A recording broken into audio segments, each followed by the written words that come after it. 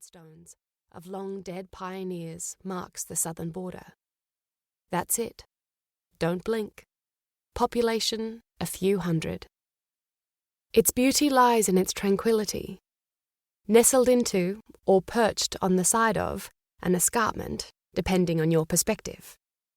Pollution-free skies grant clear views across soft yellow plains to purple hillsides in the distance, disturbed only by the chorus of warbling magpies and the haunting coo-ee of the common coal.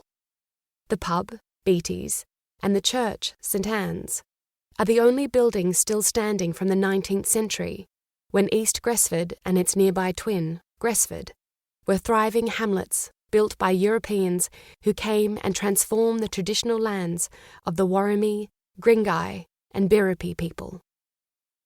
The three clans had each occupied their own sections of the then heavily wooded valleys and hills around a surging river they knew as Kumikumi.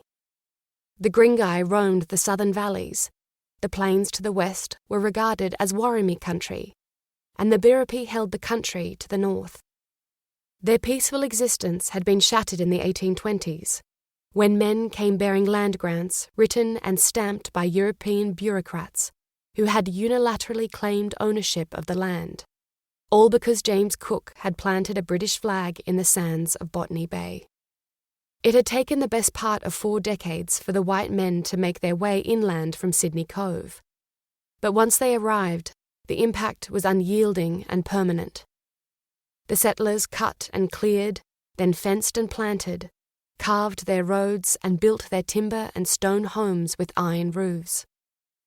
The crops grew quickly and were bountiful in the silty loam soil, a strange mix of tobacco, citrus fruits, turnips, wheat, and corn was trundled by wagon down to the town of Paterson, where it was loaded onto river steamboats bound for Newcastle and beyond to Sydney. Settlements turned into villages and then towns, mostly with names from the old country chosen by the first to arrive. Gresford and East Gresford, linked by a 1-kilometre track, were among them, named after the Welsh town where the area's first landowners had lived. First there were rough homes, then shops and churches, schools, hotels, town halls, and courthouses to hold the community to account. It was, according to a letter to the editor in the Sydney Morning Herald, an orderly, sober, well-conducted community. In 1841, a young man named Henry John Lindeman came to town to open a medical practice. East Gresford was beginning to flourish, with a new Catholic church being built and consecrated by the then Bishop of Australia, John Bede Paulding, a measure of importance to the populous neighbourhood, the local Maitland newspaper noted. Henry was a doctor, as was his father before him.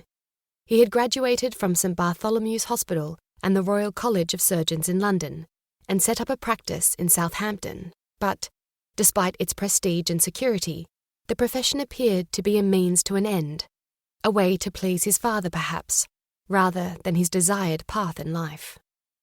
Henry was a man with a wanderlust, having already travelled through France, Germany, India, and China, before deciding that England offered few prospects compared to the excitement of beginning a new life on the other side of the world. In February 1840, he married Eliza Bramhall, the 18-year-old ward of a local businessman, and a month later, he and his new wife boarded the barque Teresa, where he had signed on as a ship surgeon to pay for their passage as they sailed for Australia. Either Sydney was a disappointment or, more likely, Henry was looking for something more than simply transplanting his medical practice from one side of the world to the other, because the couple did not stay long in the main colony, then a bustling town of 35,000 people. Opportunities lay inland. Within a year of arriving in East Gresford, Henry's purpose had become clear.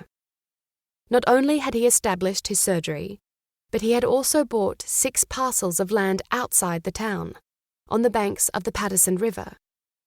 He called his 800-acre property Kawarra, an anglicised version of the Aboriginal word describing running water. He and